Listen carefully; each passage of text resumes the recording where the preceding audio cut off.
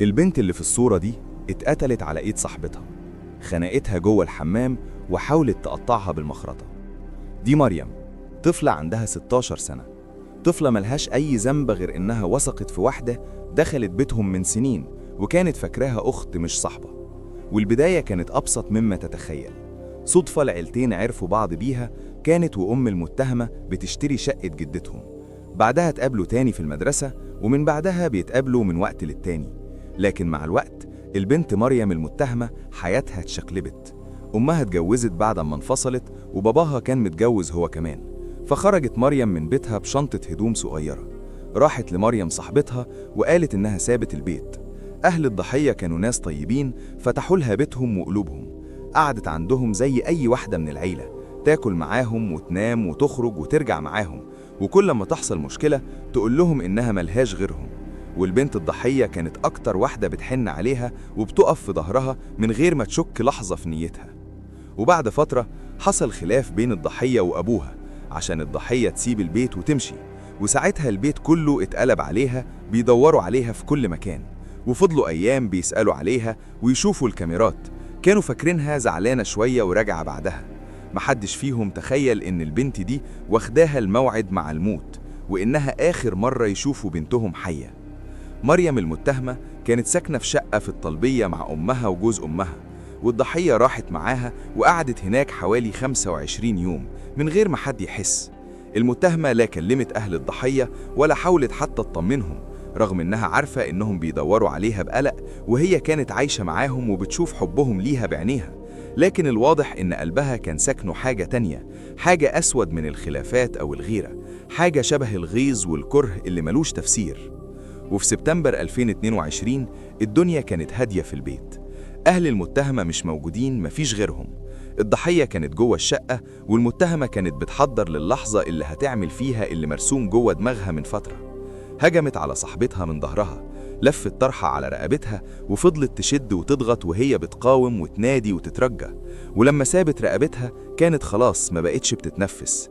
المتهمة جريت جسم صاحبتها للحمام، قلعتها هدومها، جابت مخرطة الملوخية وبدأت تحاول تقطعها عشان تتخلص من الجثة. لكن ايديها المرتعشة ما عرفتش تعمل غير جرح قطعي تحت رجلها وفي رقبتها. ولما فشلت قامت حطت لها مكياج على وشها وغسلت جسمها على قد ما قدرت، وسابت الجثة مرمية في أرض الحمام. وبعدها فضلت قاعدة جنبها تبكي بكاء مش مفهوم، جريمة وندم من غير إحساس حقيقي، مزيج غريب يخوف ملوش أي تفسير.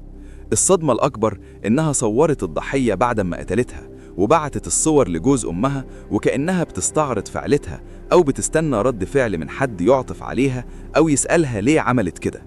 والصورة وصلت، والجثة كان بقالها يومين جوه الحمام لحد ما الدنيا انكشفت. واللي كشفها كان راجل ساكن في العمارة اللي قدام البيت. عم ربيع شافها نازلة وبتشتري حاجة وسألها رايحة فين. ردت عليه ببرود مخيف إنها قتلت صاحبتها اللي فوق. الراجل افتكرها بتهزر، بعت مراته تطلع تبص، طلعت لقت المشهد اللي ما فيهوش هزار. صرخت وكلمت أم المتهمة اللي كانت مسافرة، والأم أول ما سمعت قالت إنها هتبلغ الشرطة فوراً. وجات المباحث وشافت المشهد اللي الطب الشرعي وصفه بعد كده بالتفاصيل: خنق بالطرحة، آثار مقاومة، محاولة تقطيع، مكياج وتجريد من الملابس، وكلها علامات بتقول إن المتهمة كانت في حالة نفسية منهارة وخطر على أي حد حواليها. وبين كل ده أهل المتهمة اتصلوا بأهل الضحية وقالوا لهم تعالوا استلموا جثة بنتكم من المشرحة. راحوا وتعرفوا عليها واتكسرت قلوبهم على طفلة بريئة خرجت من بيتها وسابتهم عشان تقعد مع واحدة اعتبروها أخت، واحدة كانت بتاكل معاهم وتنام في بيتهم، واحدة كانوا بيدوروا عليها في الوقت اللي هي كانت بتحضر لقتل بنتهم. ورغم ان التفاصيل كانت مرعبة وموجعة كفاية، التحقيقات قدام نيابة الطفل كشفت كلام أغرب من الخيال. المتهمة أول ما اتسألت بدأت تقول إن الضحية طلبت منها تعمل معاها أفعال شاذة، وطلبت منها إنها تعمل لها مساج وقلعت هدومها. كان كلام حاولت ترميه على البنت اللي مش موجودة تدافع عن نفسها، لكن الحقيقة ما كانتش ماشية في الاتجاه اللي هي رسمته، لأن الشرطة لقت الدفتر اللي كتبت فيه بخط إيدها إنها بتعاني نفسياً، وإنها بتحس إن أمها مش بتحبها، وإنها عايزة تقتل أمها.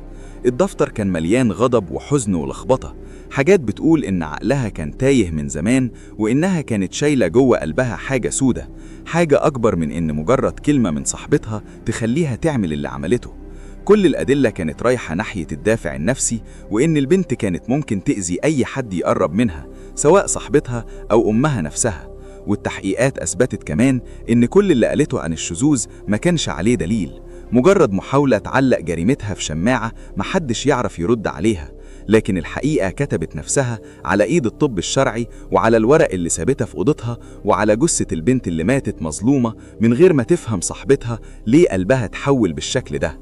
المحكمة سمعت كل ده وشافت إن اللي حصل جريمة كاملة، بدأت من لحظة ما قررت المتهمة إنها تكره العالم كله وتنتقم من أول حد قريب منها.